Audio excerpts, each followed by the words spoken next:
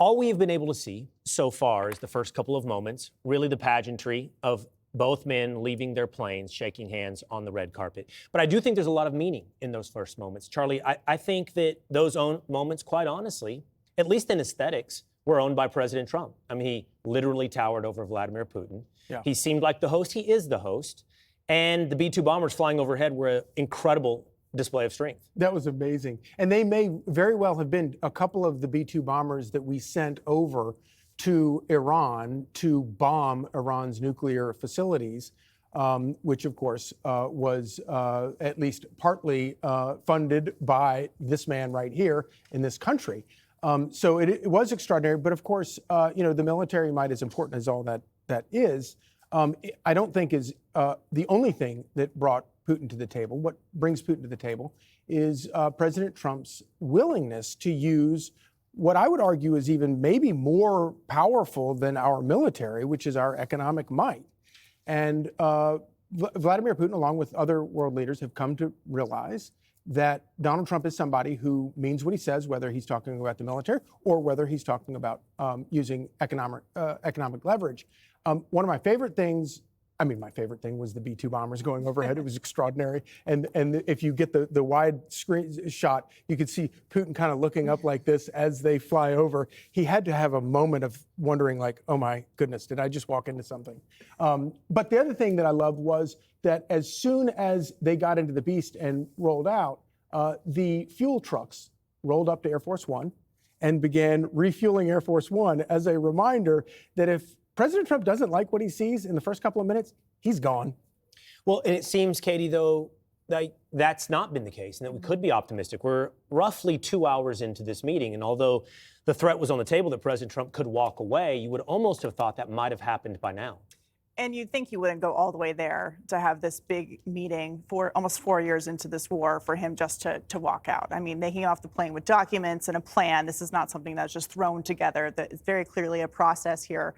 And with all the visuals that we saw today of the initial meeting here, my reaction was, this just screams, we're doing this on America's terms. They're doing it in Alaska, which is a place that Russia sold to America in the 1800s, in part to pay for the Crimean War that they lost.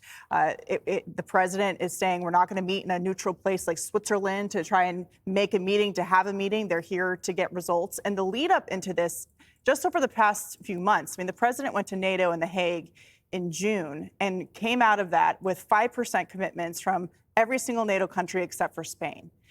When he first took office, they were all screaming and whining about having to pay more. There was this threat that President Trump was the one who was going to end NATO, when really he was just reinforcing it.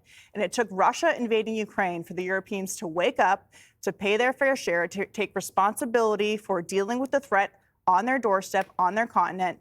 And then finally, he's been able to squeeze the Russians economically by putting America first, by drilling more here at home, by getting $750 billion in the EU economic deal that was not able to be done in the Biden term because of the climate change agenda they were pushing. And of course, India.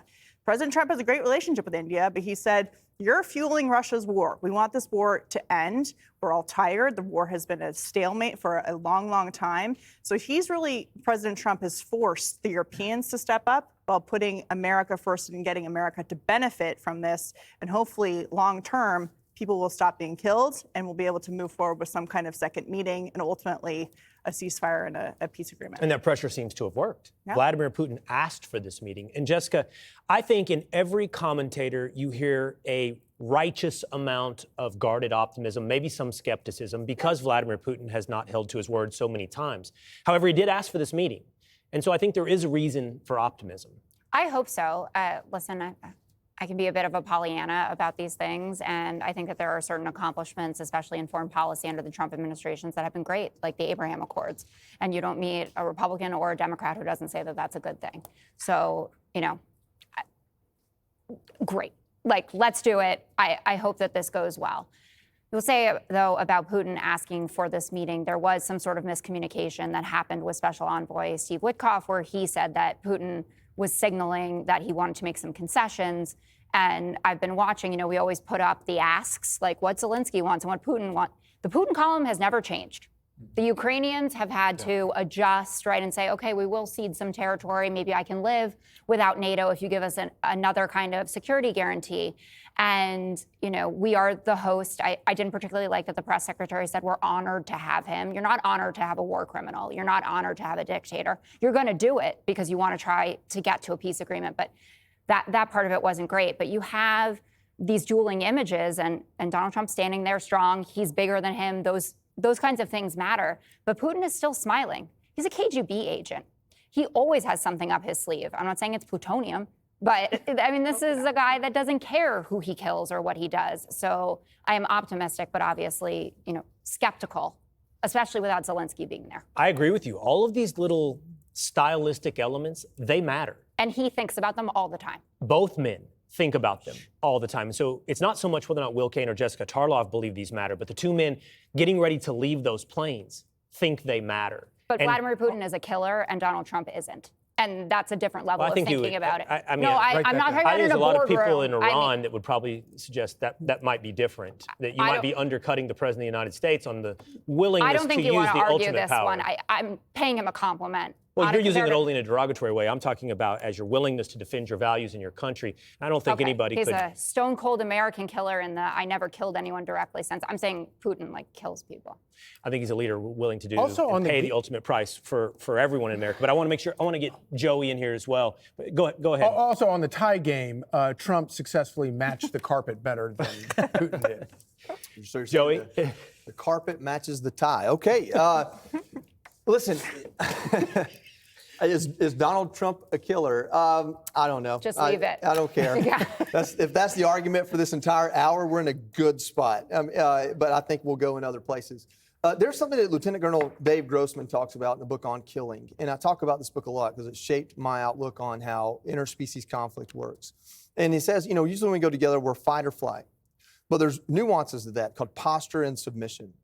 And just to go, like you said, that Caroline Leavitt said we're honored to have him. And to take the time to point that out to me that doesn't do anything. Words don't really matter. Similarly, when the Biden administration says don't, those words didn't matter. Nobody listened to them, and here we are.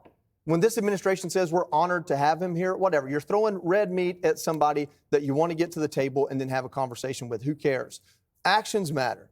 President Trump has consistently said, I don't want to start wars, and consistently been able and willing to do the difficult things to send missiles into places, to bomb Iran in order to prevent wars.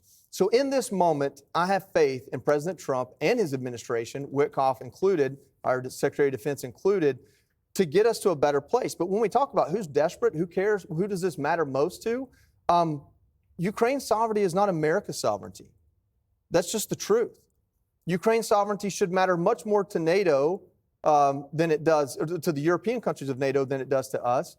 Part of President Trump's getting elected was to end wars, but also end the spending on wars. That was a very hot topic. The amount of money we spend on wars that we're not fighting. And on top of that, when Zelensky came here, it wasn't Zelensky wanting help winning this war. It was Zelensky very self-righteously saying, you owe it to us, in not so many words, to fund this war for us that really bothered President Trump and Vice President Vance. So I think that Putin has much more disparity in coming here than President Trump has. If Putin walks away and says no deal, President Trump continues his life of trying to make this country a better place. Putin has to go back to his people and say why they need to send 1,000 more bodies to the front line. I don't know that there's any kind of deal going to come from this. And we need to understand there's a big difference between a ceasefire and an ending of the invasion. Mm-hmm. And a ceasefire is President Trump's stated goal with this meeting, probably another meeting after it. That's just step one. I think it was Dan Hoffman that was on earlier that said this looks more like the beginning than the end, and I think that's absolutely true. All right. All right, up next, our special coverage of the high-stakes Trump-Putin summit continues. Brett Baer joins us next with an exclusive interview with the president. Click here to subscribe to the Fox News YouTube page to catch our hottest interviews and most compelling analysis. You won't get it anywhere else.